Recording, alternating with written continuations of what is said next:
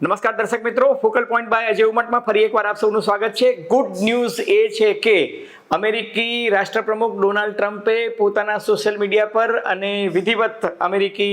રાષ્ટ્રપ્રમુખ અને ઉપરાષ્ટ્રપતિ જેડી વાન્સ દ્વારા જાહેરાત કરવામાં આવી છે કે ગઈકાલે મોડી રાત્રે સમગ્ર રાત દરમિયાન ભારત અને પાકિસ્તાનની નેતાગીરી સાથે જે મંત્રણા થઈ છે અને એ